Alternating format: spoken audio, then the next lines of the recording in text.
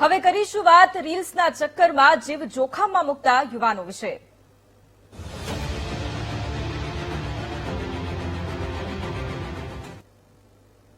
સુરતમાં રફતારના શોખે બાઇક ચાલકનો જીવ લીધો છે। હેલ્મેટ પહેર્યા વગર પૂર ઝડપે બાઇક ચલાવનાર યુવકનું મોત નીપજ્યું છે। અકસ્માત બાદ 500 મીટર સુધી ડ્રાઈવર વિના બાઇક દોડી। અકસ્માતમાં યુવકનું માથું ધડથી અલગ થઈ ગયું।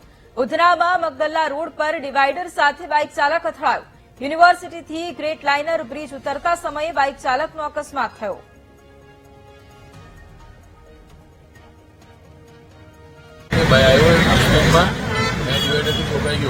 પછી ગાડી ચાલતી નહીં, અમે લોકો પણ ગભરાઈ ગયા। એટલે શું થયું તેમ આખા અકસ્માતમાં? કઈને વાઇબ્રેટ થઈ ગઈ એની ગાડી ડિવાઈડરમાં, એટલે ઠોકાઈ ગઈ ગાડી સ્લીપ થઈ ગઈ। પછી વ્યક્તિનું કઈ રીતે હાલત હતી? અમે જોયું એટલે ખોલ્યું એને માથું જ નથી, મોઢું હતું જ નહીં।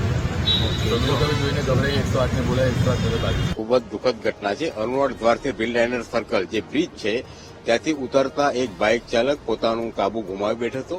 તે ડિવાઈડર સાથે પેલા ભટકાયા અને ત્યારથી આગળથી એની ગાડી જઈ અને ભટકાતા એનું દુઃખદ અવસાન થયું છે।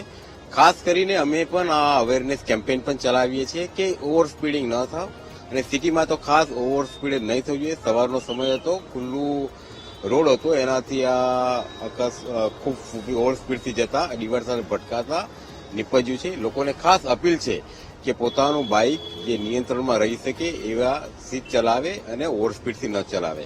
100% હેવી સ્પીડ વ્હીકલની હતી જ, અને એનાથી જ એ ફંગોળાવાથી ડિવાઈડર સાથે અથડાવાથી થયું છે, અને બાઇક છેક ઘસડાતા છેક બ્રિજની નીચે આવી ગયેલી હતી, જેને પોલીસ દ્વારા પંચનામું કરી અને કાયદેસરની હાલ કાર્યવાહી ચાલુ છે।